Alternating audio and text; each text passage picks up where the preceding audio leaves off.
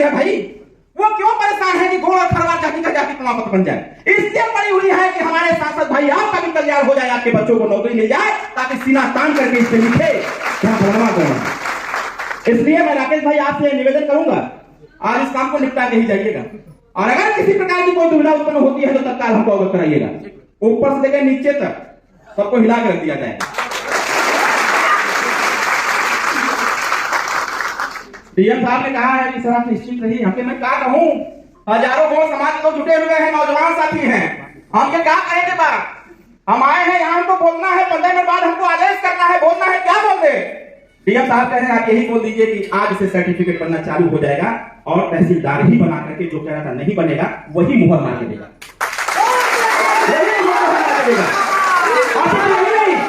हमारा प्रयास है, सदन फिर चलने वाला है, और मैं अभी परसों साहब के साथ था, माननीय अमित शाह जी से मुलाकात किया, जेपी नड्डा जी से मुलाकात किया, माननीय मुख्यमंत्री जी से मुलाकात किया। ये मुलाकात बहुत सारे लोग आरोप लगा रहे हैं कि घोषित सीट के लिए है, घोषित सीट मिले सर्वाचाही पड़े, उससे हमके मतलब नहीं है। मतलब हमसे ये है कि जिस लेटर को लेकर के हम दरवाजा खटखटा रहे हैं उस लेटर पर कार्रवाई होना चाहिए। वो तो बात की बात है कि अगर चुनाव लड़े नहीं लड़े। और मैं कैसे कमजोर है भाई, पूरा आवा लाल लश्कर तो चलते बा, डीएम से, एसपी से, डीआईजी से, आईजी से, प्रमुख सचिव गृह से, विशेष से, सबसे बात तो होते बच्चा पहुंचा। तो कहने का मतलब यह है साथियों, कभी भी आप अपने आप को असहाय मत समझिएगा। कोई आपकी आवाज उठावे चाहे वो उठावे, अगर हमारी आंख बंद भी रहेगी तब भी चिल्लाते रहेंगे कि भाई घोड़ और खरवार का सर्टिफिकेट बनवाओ। इसलिए मैं आपसे आग्रह करूंगा कि अपने ऊपर विश्वास रखिएगा, नेताओं के ऊपर नहीं। हर लोग अपने अपने ऊपर विश्वास रखिए। जब अपना अपना विश्वास मजबूत होगा तो मैं कह रहा हूं दुनिया की कोई ताकत नहीं जो आपका काम करने से कोई रोक सके। इसलिए क्योंकि आज अगर नेताजी यहां तक हैं तो हमारे विश्वास से नहीं है, वो अपने विश्वास से हैं। नेता जब यहां तक पहुंचे हैं तो अपने विश्वास से पहुंचे हैं, और सदन में खड़ा होकर के बोलते हैं तो अपने डर से, अपने विश्वास से बोलते हैं, क्योंकि उनको विश्वास है कि जब मैं बोलूंगा तो ये समाज खड़ा रहेगा। और इससे कोई पूछेगा कि बताओ तुम रो रहे हो, तो कहेगा कि मैं अपने हिस्से के लिए रो रहा हूं, लेकिन रोने वाले ने लड़ के अपना हिस्सा लेने का काम करेगा। इसलिए मैं आप सभी से आग्रह करूंगा कि आप सभी लोग अपने अपने ऊपर विश्वास रख करके, जो सामाजिक संगठन के साथी हैं उनके ऊपर विश्वास रख करके अपनी लड़ाई को अंतिम तक पहुंचाने का जज्बा रखिएगा। कोई साथ दे चाहे मत दे, लेकिन एक पीला गमछा आपके साथ सदैव खड़ा रहेगा। इससे मैं आपसे कह रहा हूं। और खास करके नौजवान साथियों, जैसे हमारे माननीय जिलाध्यक्ष जी बोले ना कि बड़े नसीब वालों को बढ़ोतरी मिलता है ना, मैं बोलता हूं इस चीज। आप लोग तो संघर्ष करके इतने लोगों को बैठा दिए। नौजवान भाई जरा आप अपने बारे में सोचिएगा।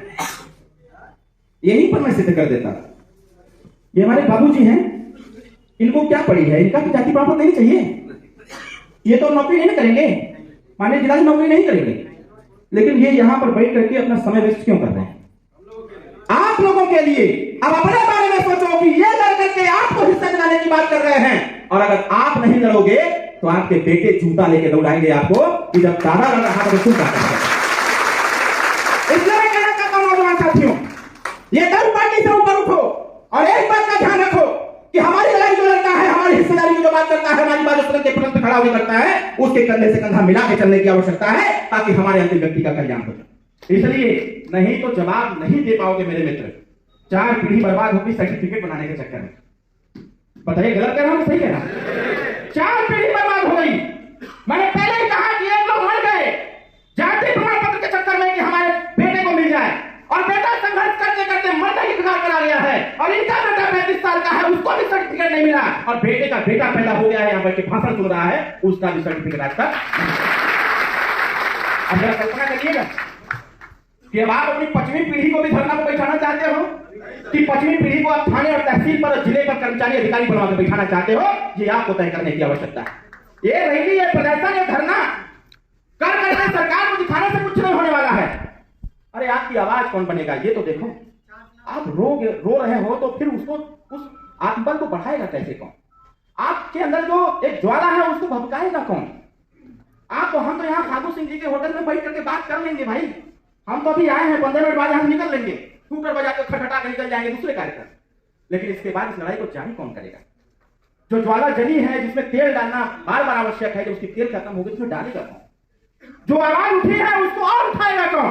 इसलिए मैं कह रहा हूं आप बैठे हुए चौथे पीढ़ी के लोगों, आप अपनी ताकत को बढ़ाओ, अपने नौजवान साथियों को प्रेरित करो, उनसे बताओ कि जब तक अंतिम व्यक्ति का कल्याण नहीं हो जाता, जब तक पूरे प्रदेश में हमारी आपकी भागीदारी नहीं मिल जाती, तब तक संघर्ष जारी रहेगा। इसके लिए कुछ करना पड़ेगा, उसको हल करने का काम करें।